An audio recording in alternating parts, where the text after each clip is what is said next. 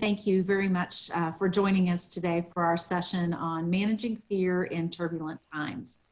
Turbulent is just one of the words used to describe these past few weeks.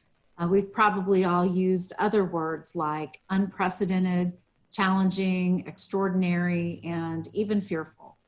Today, we're very pleased to present a powerful speaker, trainer, and author to lead us in an interactive session to share thoughts and tactics that will help us shape our own personal responses to this time. Dan Stalp is president of Sandler Training. He has over 27 years of experience in training, leading, and coaching high performance individuals. He's blessed to be a mentor with the Carlsberg Entrepreneurial Mentor Program and is widely respected for his practical advice as well as lessons about the power of gratitude, career significance, and pursuing what you were meant to do. I'm very grateful to have Dan as a friend and as a longtime loyal member of the Overland Park Chamber of Commerce. And I know we're all going to benefit from his message today, and we can kind of set aside all of those tactical things that we've been doing, whether it's filling out SBA loan forms or figuring out how to make our monitors work at home. Dan, I'm excited to turn it over to you for today's session, and thank you very much for being with us today. Thank you for having me. Yeah, so as Tracy said, we're talking about managing fear, and we're also talking about, how to kind of control the controllables. But I do want this to be interactive. We weren't sure how many people were going to be interested in this, but it was a doable number that we could make it interactive. So thought I could just maybe start off. I've got a presentation for us to go over, but I want you to feel like you can ask questions at any time and interrupt me. But I didn't know if somebody, there's a reason that you signed on today. I didn't know if anybody had something in particular that they wanted to make sure that we cover, because I can be flexible in terms of what we're going to talk about today. And I believe, Cecilia, you're going to, they can unmute themselves. Did we talk about that? Okay, or do I do it? I can help. So okay, yeah, if you guys have the kind of your raise hand function there, or kind of under reactions. Yeah, if it's easier. Did anybody have something in particular they wanted to make sure we cover? Otherwise, I can just kind of jump on in, and then, like I said, you can interrupt me at any time to ask questions. Anybody in particular? No? Good? Well, I'll pitch in. Okay. As a fundraiser, this has really thrown me some curves because people are not dying to set appointments with me right now. Yeah. And they're not really dying to write us checks either. The good news is because of what we do, we're continuing to work with the residents, and lots of incredibly generous and helpful things are happening. But yesterday I had a little rough day. It just kind of washed over me, and it's important that I have a good mental framework to walk through all this stuff. And yesterday it just kind of got the best of me, and I'm out walking the dog, getting exercise, and calling our donors and just checking up on them. But I had a rough day yesterday. Yeah. Would you mind sharing with us, you said you're a fundraiser. Can you tell us a little bit about you and your, is it a not-for-profit? It is. I run Hillcrest. I work for Hillcrest Transitional Housing. We're a 90-day program, rent-free, utility-free. We cover almost all their food, haircuts, dental, car repair. We require they go to work. We teach them to budget their money. I've been there 17 years now. We have 66 families under our roof metro-wide. The largest campus is in KCK. I have 34 families there, 11 of which are young adults, 16 to 24, typically aging out of foster care. I have 2 thrift operations, one in Lenexa, one in Lee Summit, both of which are closed. Right. And thrift operations was really to help us sort of minimize the peaks and valleys of fundraising, because there's always an earthquake in Japan or a hurricane in Houston vying for people's attentions.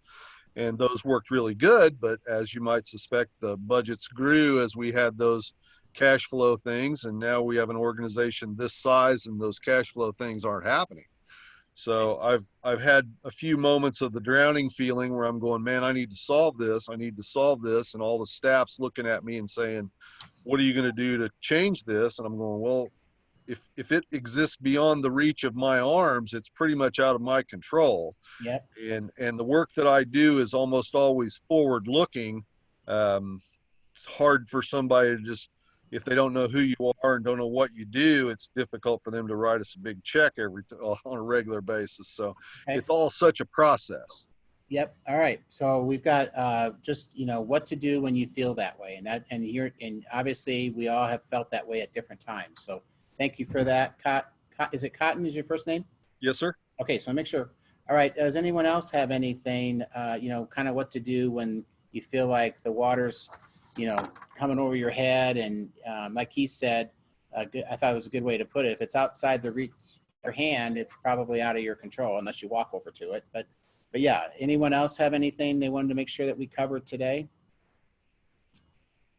Y'all good? You get to introduce yourself if you say something that Cotton got to. You got to CR what you do. This is a networking opportunity as well. We good? All right, well, I'm going to share a screen. And just kind of, I just have a few slides here. Excuse that. Let me scoot this out of the way here. So like we're talking about today, today's about managing fear. One thing I wanted to just kind of take us through here is, well, there we go. I want us to look at these triangles for a second. You know, what's interesting when things are difficult, it's easy, you know, with this, what's going on with COVID-19, we've got folks that are paralyzed, you know, physically just paralyzed by fear and paralyzed with what to do next.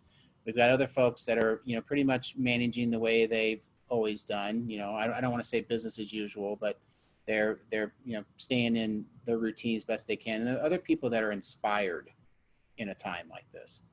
But what I want us to look at is if you look at all these, you know, spirit, body, mind, organization, and market, or we could call that the marketplace, what's the one thing that really changed about 3 weeks ago? What's the thing that kind of started all this? Of all those triangles, of all the things, what's the thing that started this? Was it your body, mind, or spirit? Was it your organization, or was it the marketplace? The marketplace, right?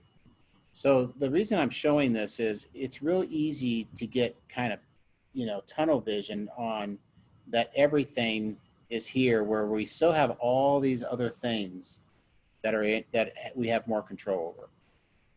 And Cotton mentioned that one of the things he did is he went out for a walk. Well, as you look at this U triangle, what was he working on there? You know, getting some exercise. You know, he was working on his body. Maybe it helped him clear his mind. You know, maybe he's a prayerful person. Maybe he prayed. But there's all kinds of things that I want to remind us that we still have control over. But the question is, are we exercising them? And part of what, you know, causes this is our routines have been disrupted, right? You're working from home. You're trying to manage maybe some kids that are in school or you know, childcare or whatever. There's a lot to manage. But what we really want to focus on today is controlling the controllables. I know some people, for example, let's just talk about this body part or body quadrant or corner that they're finding because they're not, you know, commuting, they're not traveling, that they actually have more time to exercise. Others, you know, we really want to watch this mind part. What would watching, you know, pick your flavor, CNN or Fox News or whatever, watching that several hours a day, how would that support your mind, or wouldn't it? Anyone want to comment on that? Let's just say it wouldn't, okay? I think we have to be really careful what we're watching, listening to, and dare I say it, even who we're spending a lot of time with. So, you know, I've heard it said that, you know, obviously this is a virus, right? COVID-19 is a virus. It's spread throughout the world. But you know what is actually a more, and again, I'm not in any way, shape, or form disparaging, you know, that people have passed away from this, and this is very serious. But there's another virus going around, and that's hopelessness and despair.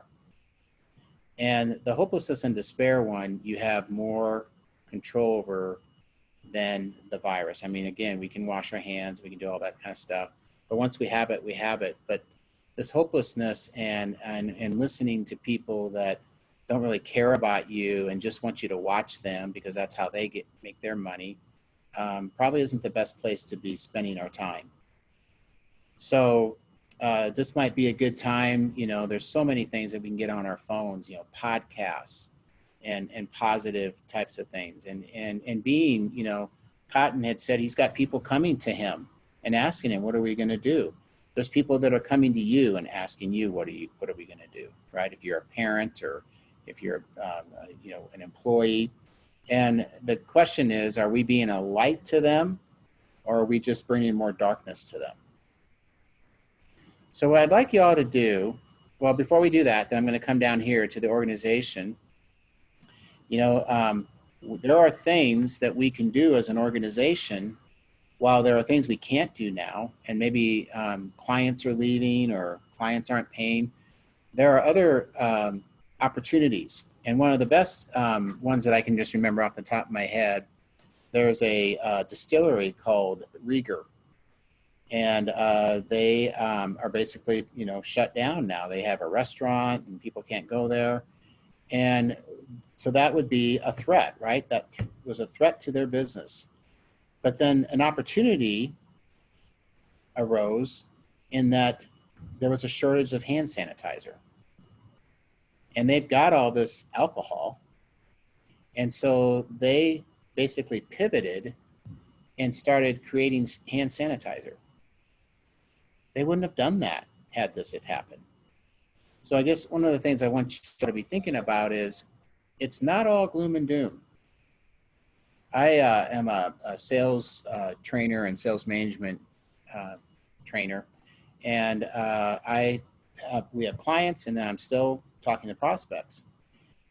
And I've had now up to 4 in the last week, since last Monday, that have shared with me that their business is booming. booming, booming. And then there are other businesses that just haven't, frankly, been affected yet financially. You know, they've been affected in terms of, like, you know, work and getting people, you know, home and all that kind of stuff. And then, of course, we all know there have been companies that have been devastated. But, you know, when we can kind of figure out who they are: restaurants, hotels, hospitality, airlines, travel, you know, those types of things. But I guess where I'm going with that is just to be pivoting.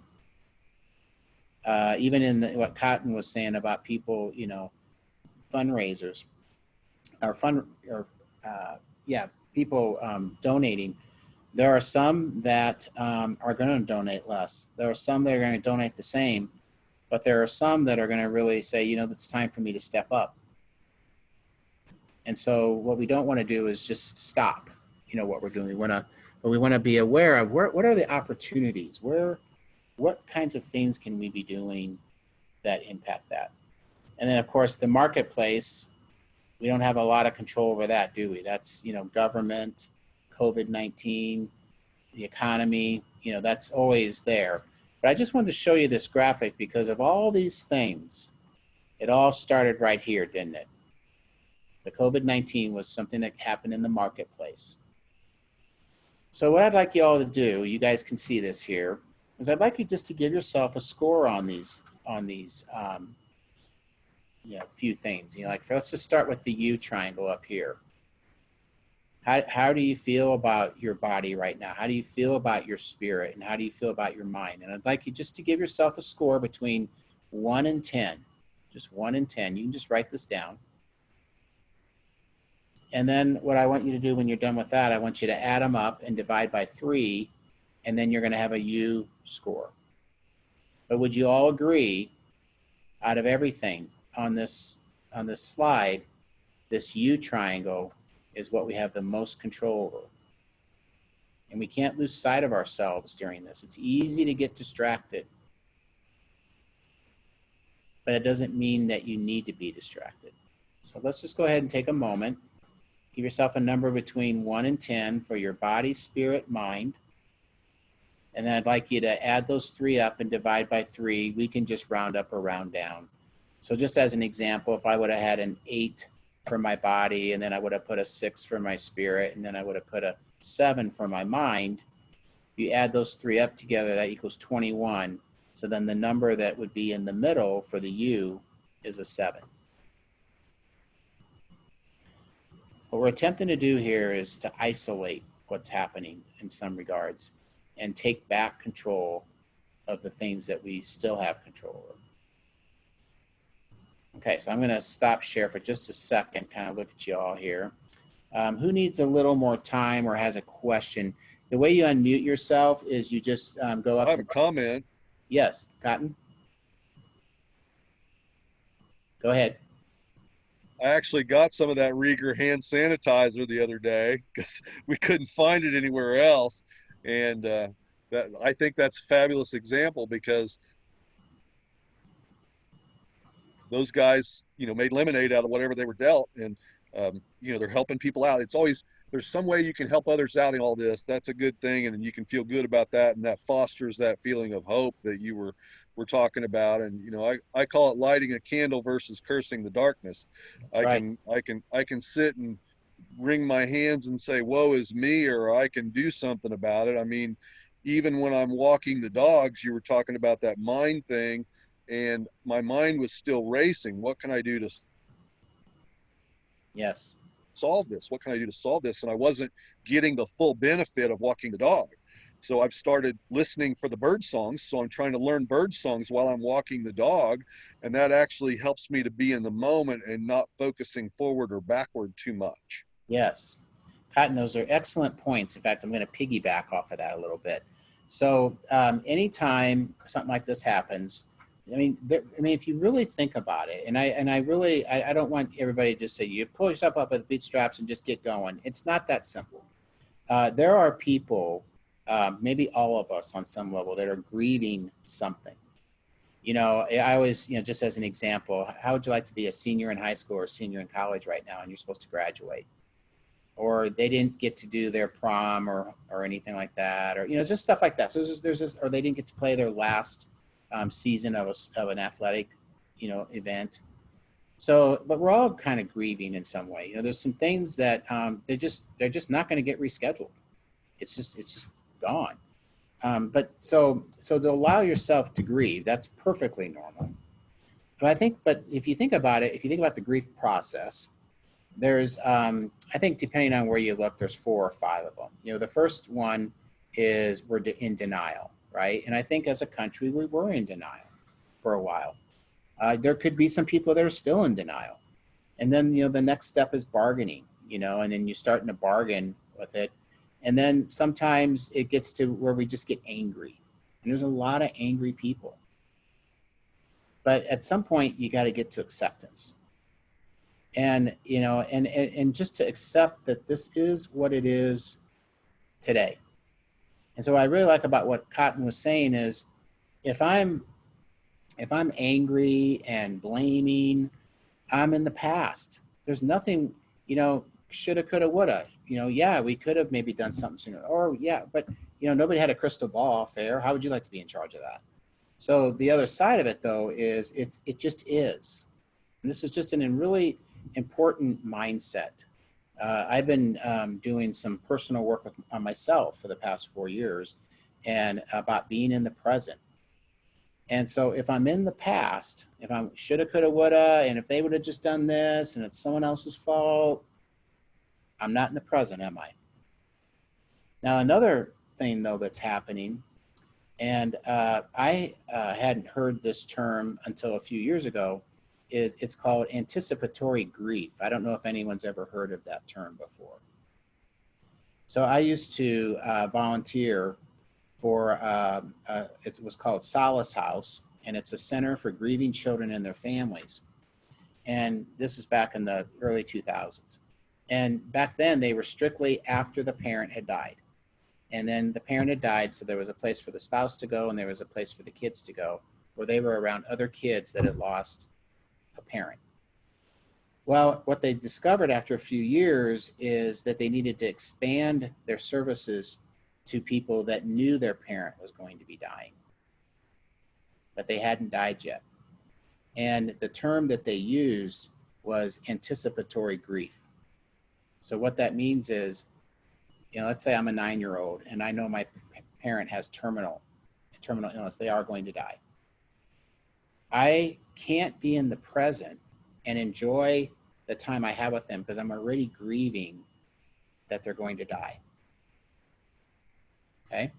So now let's take that example, anticipatory grief, to what's happening to us as a world, a country. How many are grieving something that hasn't even happened yet? Grieving that all my clients are going to leave, grieving that I'm going to lose my job, grieving that, the stock market's never going to come back, grieving all these things that haven't happened. Or let me explain another way, that we don't know are going to happen. So back to Cotton's point, if I'm worried about the future, I'm not in the present.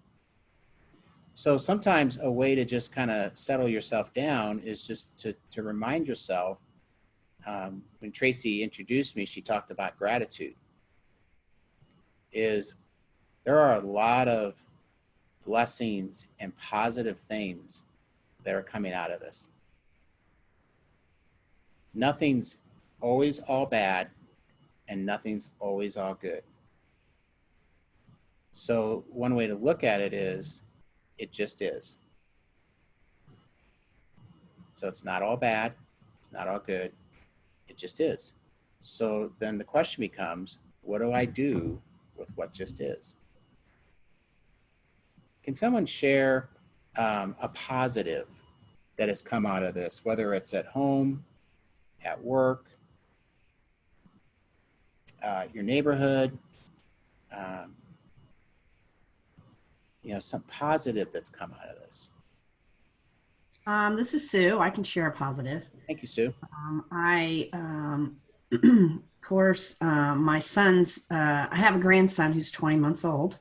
He lives in Normal, Illinois, and his daycare closed.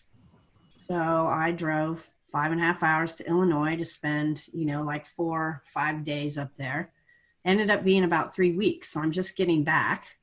And so to me, that was a blessing. I would have never had the opportunity to spend that much time because both of them work from home. My son and daughter-in-law work from home. So it was a blessing for me to be able to spend that time with them and get to know my grandson more. Yep. Love it. Anyone else have anything similar, different? I'll speak up. Joy Ginsburg. I'm with the Blue Valley Educational Foundation and also a fundraiser. And I mean, one thing that I am determined to do is ensure my organization is stronger in ways than we were before. And I have been reaching out to like Johnson County Community College and different ways to enhance our social media presence, to enhance how we communicate. I'm usually out meeting with people face to face. Me too. Many hours of the week. And so now, I mean, I actually have time to focus more on our website and our communication and our, outreach to donors and stuff that are always on my to-do list, but I never have time to do. So, I think that we'll come out stronger in the end, Yep. I hope. Yep. And you know what? I would say that coming out stronger is more of a decision. And I kind of like one-liners, so I'm going to throw out another one-liner. When something bad happens, and this is, what's happening, and people are dying, and, there is some, but it's not all bad, is that we can either get better or bitter. So what I hear Joy doing by reaching out to people and, being a good steward of maybe some extra time that she has, is that she is attempting to be better, so that when this comes back, because it will, everything will come back, But not only did maybe 3 months or whatever it takes go by, but Joy is better from the processes too. So yeah, 3 months is gone, but she's better. I think that's something that we really need to be looking for is, you know, as a world, and Tracy used the word unprecedented. It is. But the whole world is impacted by this. And we are being forced to slow down. Forced. Now, most of us don't like to be forced to do things, right? But having said that, this is an opportunity to decide what is important and what isn't important. We're having to make those decisions every day. So what my belief is, based on what Joy had said, is when we come back, if we are leaner, you know, leaner, meaner, I don't know if meaner is the right word, but you know what I mean, just, you know, really, you know, fit in a lot of areas, mentally, spiritually, our bodies, our businesses, then we're going to be able to really leverage when the economy comes back versus if we're just like we were before it happened. I mean, I will say though, I mean, and I sort of am that hopeful personality. Yeah. And it is really challenging because everybody wants to give the worst case scenario. What's the worst that we can come out of this? What if we can never have an event? You know, I plan these big events. What if we can never get in a big room together? I mean, and so I'm not trying to be Pollyannish.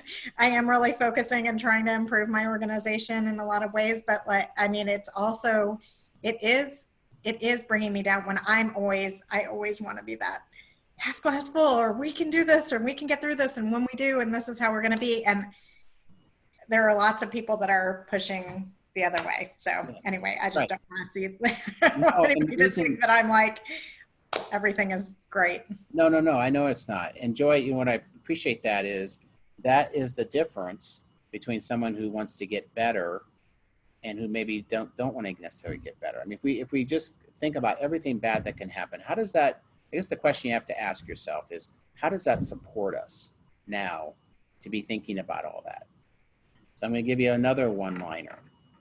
It takes worry and faith have the same thing in common. They both are believing in something that hasn't happened yet.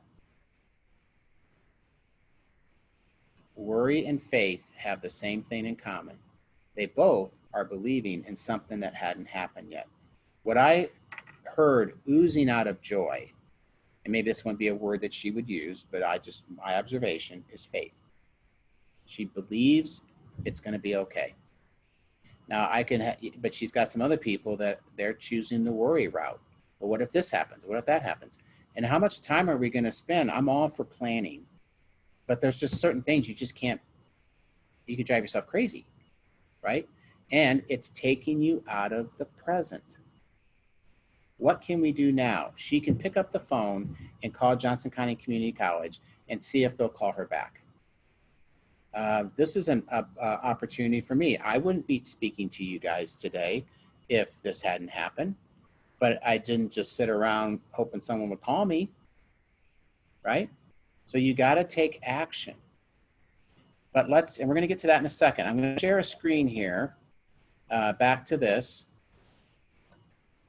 So I want you all to, you got the gift of time right now. I mean, we're going to be done at 1 o'clock no matter what, so don't worry about it. But I want you to just give yourselves these numbers here and go ahead and add these three up and put a number here. And then I want you to give yourself, how do you feel about your organization right now? Some of you actually might feel better about your organization than you did 3-4 weeks ago. Some of you don't. It is what it is, okay? And then the last one is the marketplace. For some of you, your market could have gone up a little bit because, like I said, I have some clients that are booming. Most aren't. Some are. All right, and then add up the U number. So like, let's say you had a 7 up here as an example. And let's say you had an 8 here, and then you had a 6 under market. You add those three up and divide by 3. And then you have your attitude number. But what's interesting about this is now you can see what are you maybe allowing, and that's a key word, what are you allowing to drag you down right now? And I guess the bigger question is, and we're going to go to this in a minute, but what can you start doing about it? Now, would anyone be vulnerable enough to say, you don't have to say the number, but I would be curious if there's one of these, either spirit, mind, or body, or just you, organization, market, that you feel inspired now to do something more about. So I'm going to stop the share here for a second so I can see y'all. Anybody be willing to be vulnerable and say which one of those that you want to become more intentional about? I'll start. I've been working on my body. I just decided I wanted to lose a few pounds, and it's another beautiful day, and and I have a little more spare time than I normally do. I don't travel a lot, but so I'm exercising more. Why not? It's a great time. Anyone else have something similar or different? You just have to unmute yourself if you want to talk. Hey, Dan, this is Sue again. Thank you, Sue. Having come back, of course, from having a great time, I'm overwhelmed. Yep. Not only just with my personal mail, but getting my company back online. So I think I need to focus on my spirit a little bit, because I do have control of my attitude and, making sure that I'm getting in here every day and making my calls and all of that, because I typically work from home. So it's just getting back into the groove and working on my spirit. And my body could use a little bit too, but we'll work on one thing at a time. Right. So, so you didn't get a chance to say what your business is. If you guys are willing to talk, you get to do your little 30-second commercial. 30 seconds. So I am a new franchise owner for a targeted marketing company called City Publications. And you can see by my background that I do direct mail for companies. And right now, direct mail's like very positive. I mean, my business should be booming right now if I get back on it, just because people are reading their mail.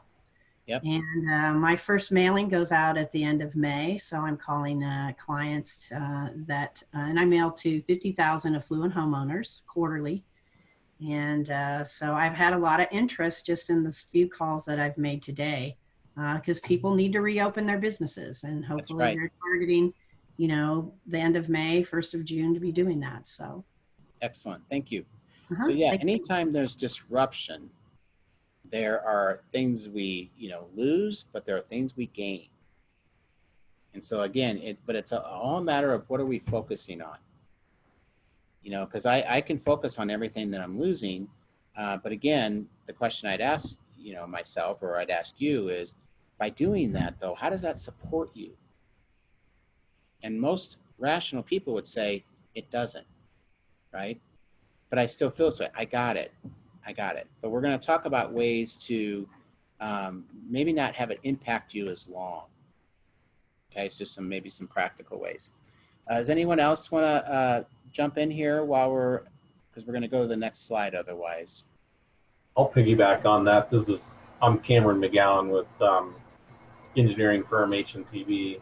Awesome. And my family, we have been much more regular churchgoers, frankly, during these last 4 weeks, just because, we're not going to baseball games. We're not going to soccer games. We're not running from morning until sunset on Saturdays and things like that. And so, it's online worship, and it's different, but, it works. And frankly, we've been better about it. And, you mentioned earlier on about, limiting what we consume in terms of the news cycle and this, that, and the other. And frankly, a good hour's church service can offset a week's worth of CNN at times. So, yes.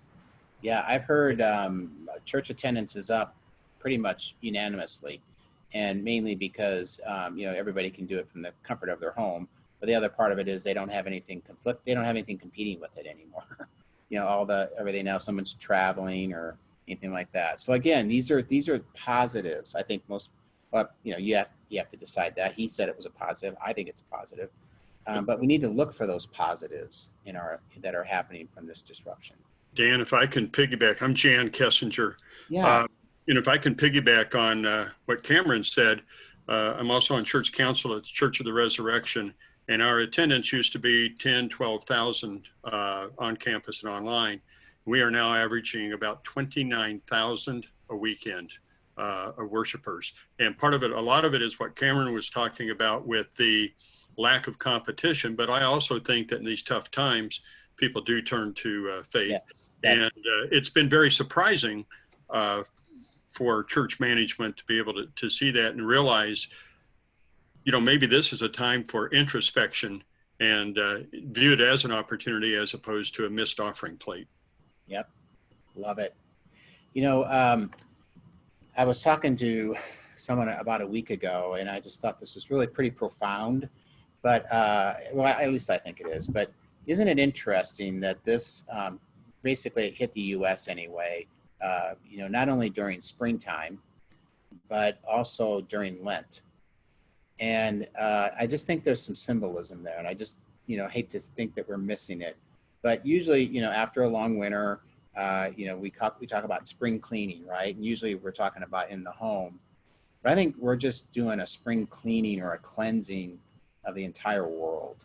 I mean, we're just starting to really, just being able to have everything at our disposal. It kind of forces us to say, how much do I really miss that? Or, and some people say, I miss it a lot. And some people say, I really don't miss it. So that's an example of it. And then when the economy comes back, or when we start to get back to normal, then maybe we don't need to pursue that anymore. So I just think it's a great time to really just get rid of that stuff that's just been bogging us down. But it's not necessarily supporting us, but we didn't know it because we were running too hard. So thank you, Jan, for that. All right, so we're going to come back to the share screen here. Dan, could I add one thing to that? Oh, yeah.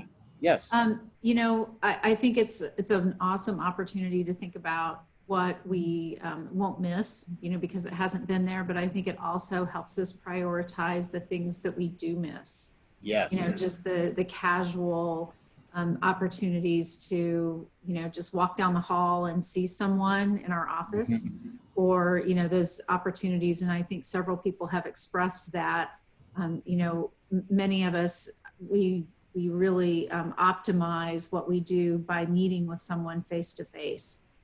Or, we just, have really taken that opportunity for granted to be able to, gather together. And so I think we will never take that for granted again.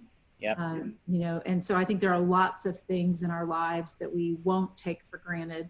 The opportunity to actually, go to a church service. We, have previously done that online, because we were fitting it in. And now if we have the opportunity, sooner rather than later to go back to a church service, we will probably race back there as opposed to, we'll just watch it online. I love that, Tracy. Love it. So, we are living in historic times, everybody. And would you agree? I mean, Absolutely. So the question is, what are we doing with it? I have one more hopeful thing, Dan. Yes. Since Jan brought up the Church of the Res, Hillcrest is actually going to be one of the featured video things this Sunday at their Easter services. So I'm really happy that they're having increased online presence these days, since they're actually going to have some video stuff filmed at Hillcrest on Monday. Yep. See how this works, everybody? We start talking about a few positive things. Now, the thing I want to also talk about real briefly is, now you may have some friends or family that just, that's just not their deal, talking about the positive. But I would just really stress that you want to inoculate yourself from that too, right? I wish there was an inoculation for COVID. I'm sure there will be at some point. But I think that actually was more damaging would be, worldwide would be around negative people. Now, there's a difference between someone who's just processing, right, what's going down, and they might be complaining. And there, between that and someone who doesn't want to get better. Okay. So if someone just doesn't want to get better and just wants to complain, I think you really need to be back to your mind. You really need to limit the amount of time that you spend with them, because it is going to rub off on you. And in fact, Joy had talked about that. That's hard. That's really hard, you know, but she does work with these people, but yet she's got to make sure that she's somehow getting the gas tank filled up, because these people are, you know, pumping up their own car with her gas. But we also need to make sure, you know, she's around people that are positive, that don't feel that way. And I don't even know Joy very well, but I know she knows people. You can just tell, you know, birds of a feather flock together. So, but being intentional about that, you know, whether it's a phone call or a text or a Zoom call or a FaceTime or whatever. All right, let's go back to this for a second. I wanted to do a little exercise just to kind of do a little temperature check on you guys. This is called the Deserted Island exercise. So it's just a little game we're going to play. And so what we're going to do is, let's pretend that I could take you from wherever you are, most of you are at home, to your favorite beach. Okay, can you kind of get there? You know, what's the sand like? Are there palm trees? Is the sky, you know, cloudless? Are there just some clouds? Is there a breeze? It's just your perfect happy place, whatever that beach looks like for you. But then I'm going to put a couple little caveats in here. One is you're only going to be there for 15 minutes, and it's actually going to be a deserted island, but it's your favorite happy place. So you're going to be there by yourself, and since you're only there for 15 minutes, you don't have to worry about food, shelter, or what's the other one? Food, shelter, or just your safety. Food, self. It's just you. You just get to be there. And then the last little caveat, and this is the biggie, is you're not going to have any roles that you currently have in your life. So for example, Tracy is no longer the CEO of the Overland Park Chamber. She's no longer a spouse. Some of you no longer have children or grandchildren. Okay? It's all those roles that we have in life are gone. So what I want you to do, and I'm not going to ask you to share these numbers, I just want you to go through the exercise, is I want you to rate the value of yourself absent any of those roles between 1 and 10. So just write it down somewhere really small. Well, no one can see it because most of you are by yourselves. So just write down the number. Is it a 8, a 2, a 9, a 10, a 4? If you're no longer a grandparent or parent or spouse or president or owner, any of those things, you're not any of that anymore. All right, now we're going to fast forward. 15 minutes is gone, boom, or poof. You're all back right where you started. You're back in your offices. Everything's been refreshed. All the roles, parent, spouse, grandparent, owner, CEO, salesperson, engineer, architect, it's all back.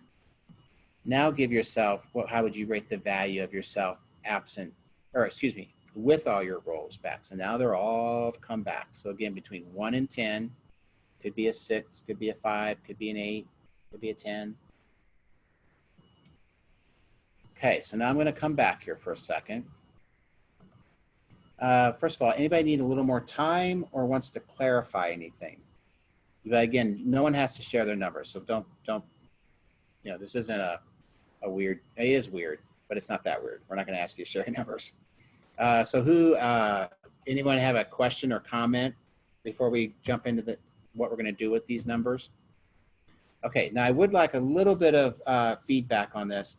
Was just curious, was anybody's number the same when you were on the island and when you came back, or within 1? Anybody's the same? And maybe just raise your hand. I can see most of you, okay? So most of yours were a little bit, were different, okay? So, well, let's talk about that. Ideally, our numbers would be the same. And I know some of you going, how in the world could it be the same? But let's go with this. Let's pretend when you were on the island, your number was higher. Anybody willing to say that that was the case? Their number was a little higher when they were on the island and they could just be and didn't have any responsibilities. No. Well, what it might mean if your number was higher is that there's a role or roles in your life that you're allowing to drag you down. So if your number was higher when you're on the island and it was lower when you came back, then that means, it could mean that you're allowing something in your role, like job or the economy or whatever, is impacting how you value yourself. Okay, let's flip it. Let's pretend that the number was lower on the island, it was higher when you get back. What that might mean is that you grew up in a fairly conditional, loving home. And what I mean by that is you were more valuable to mom and dad if you got an A than a C. You were more valuable if you made the varsity team versus the C team or the JV team. You were more valuable if you were good versus naughty. Okay, now I think we all have heard of, unconditional love, but most people suck at it. Okay, so, and your parents probably did too, and some of us are parents and we didn't do always the best job either, right? So where am I going with this? So let me go back to this for a second.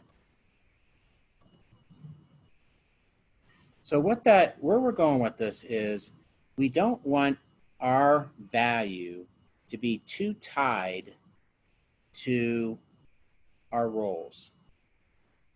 Parent, grandparent, spouse, CEO, because what can happen is, first of all, we don't have any control over people most of the time, do we? Anybody tried that recently? That's the old Dr. Phil saying, well, how's that working for you? So if I'm basing my value off of my roles can fluctuate very quickly. Let's just talk about job loss. So let's pretend that I lost my job due to COVID-19. And I see my value as a person tied to whether I'm working or not. Okay, are you following me? How am I going to show up at the next interview if I don't think I'm as valuable because I don't have a job? Or maybe I don't think I'm as valuable because some people have a MBA and I don't. Some people have a college degree and I don't. Some people graduated from high school and I didn't. So where am I going with this? Is that we want to be careful that we are focusing more on who we are than what we do. And so and the reason I'm bringing this up is some of you, things are happening that you don't like. And there's things that are happening I don't like. But the question becomes, how much of this, the old adage, my foot hurts, and the reason it hurts is because I'm stepping on it. Some of us are experiencing pain, and pain is inevitable. But suffering is optional. Some of us are suffering more than we need to based on what's happening to us. And part of it's because we think our value comes from outside of us as opposed to inside of us. This is personally, the first time I heard this was about 25 years ago. And I think I had to hear it like 3 or 4 times. It just wasn't clicking. But somebody here is going, oh my gosh, that makes so much sense.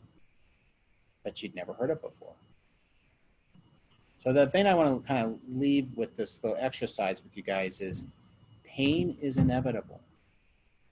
You are not, if you've lived any amount of time, and I know sometimes I talk to people and they say, I've already had my hardship, blah, blah, blah, blah, blah. Or, my dad died when I was 9, I can't handle anymore. There should only be one. I'm like, there's no shoulds. In fact, they say the average person will have 5 significant emotional experiences, significant, before they pass. So there's no like number or rule or anything. So so instead of just thinking that you've met the quota and nothing else is going to happen, well, I just think you're going to get blindsided. So it just is.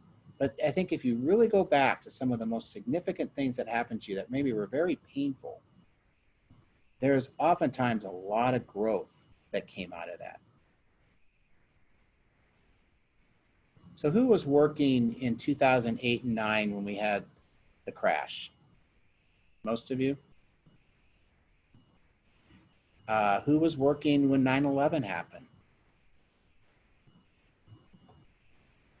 It's going to change our life in some ways forever, but it also is going to improve forever in some ways. And I think some of the things that Tracy was talking about, was that when she can go back to church, she's going to definitely have more gratitude about it and just really see it for what it is. Sometimes we don't realize how important something is until we don't have it. Sometimes we realize how unimportant it was until we don't have it. We don't even really miss it. In fact, it's kind of like almost like a blessing of sorts to not have that anymore, even though we thought it was good at the time. All right, I'm going to open it up here. We're going to wrap up here. I got one more thing to show you guys, but I just want to open it up and see if anybody has a question, a comment, or a concern about what just happened there.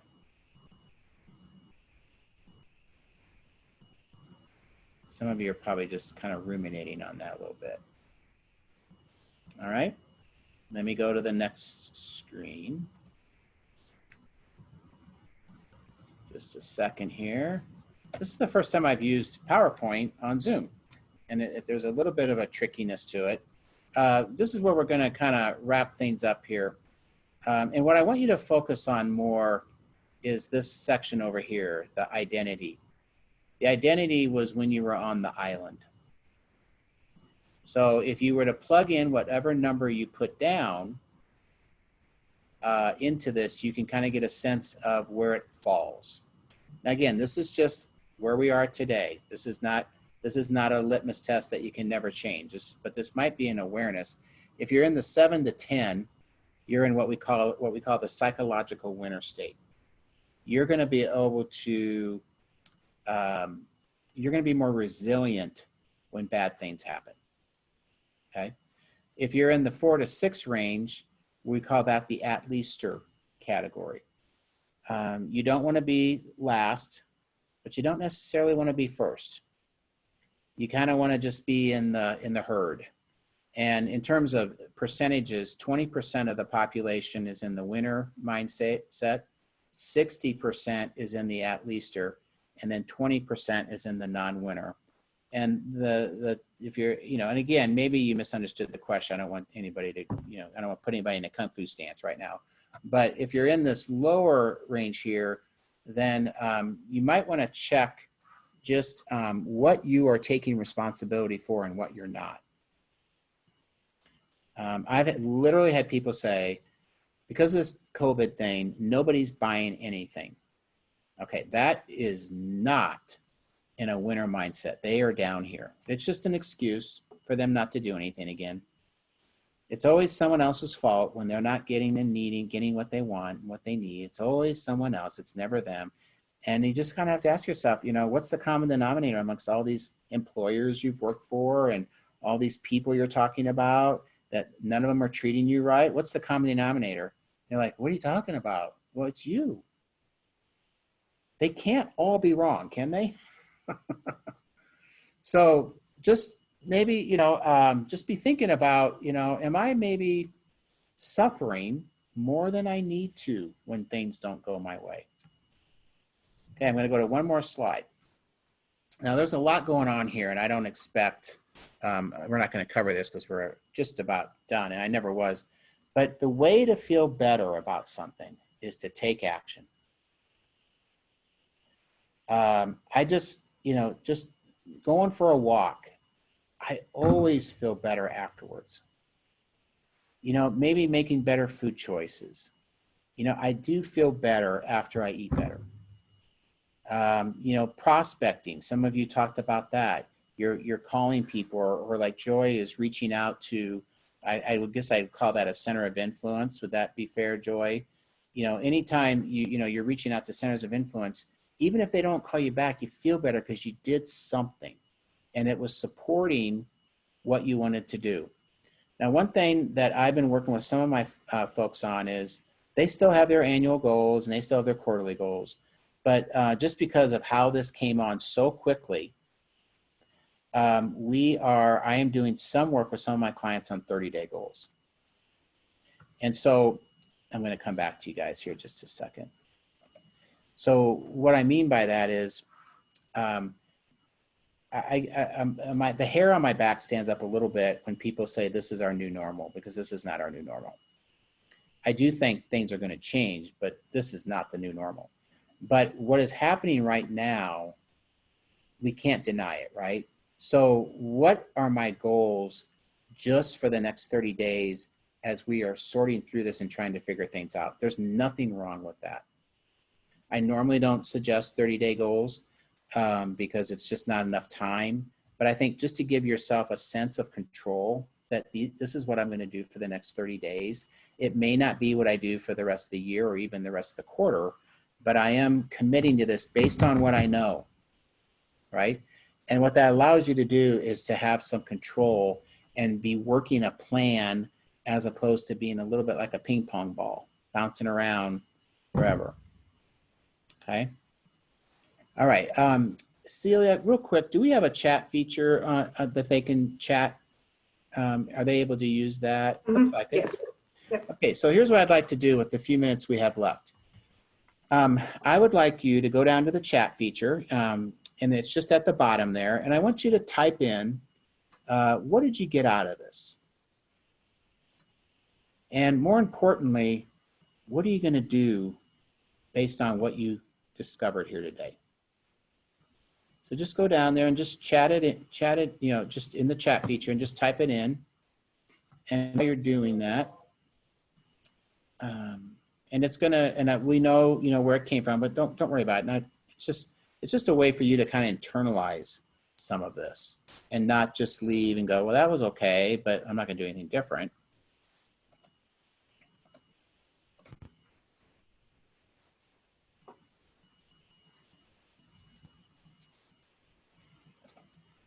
And then I may ask just maybe 2, maybe 3 people. If you haven't had a chance to say anything yet, that'd be great. I know it's pretty typical for this, but just say what you wrote. And here's why that's powerful. You're typing it in, which is great. But by actually saying what you wrote, you're declaring it. And you're much more likely to do what you say you're going to do if you say it out loud. So it's more, and also, let's face it, we're going to all benefit from some of the things that you say, but you'll benefit because you said it.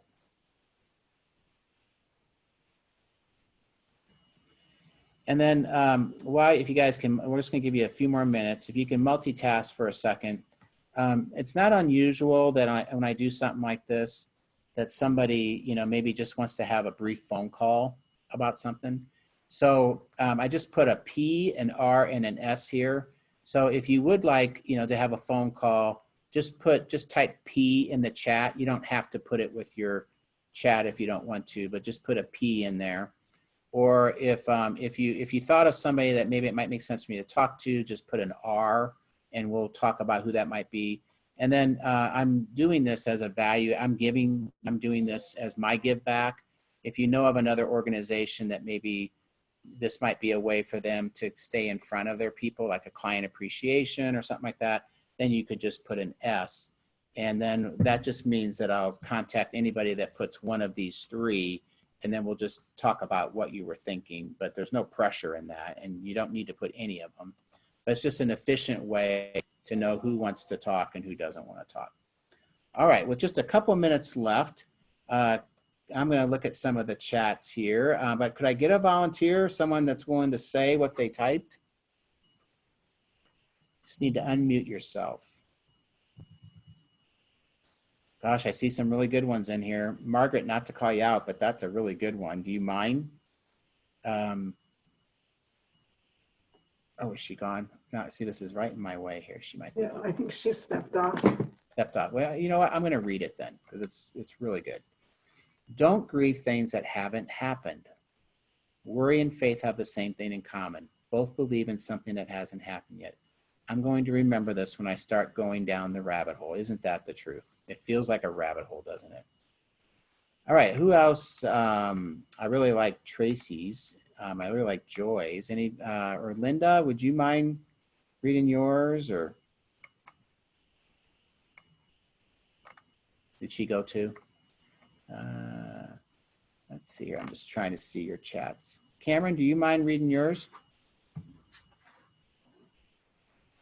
Sure. I mean, there's certain things we can control and certain things we can't, but we can influence how we react to those things. And, you know, other people pay attention to how we react, whether that's our family members, our children, our employees, etc. And so, you know, model that good behavior so that others maybe see a positive reaction as opposed to, you know, viewing someone having a negative reaction. You know, have you guys ever heard the difference between a thermometer and a thermostat? No. So, oh wait, did I do that right?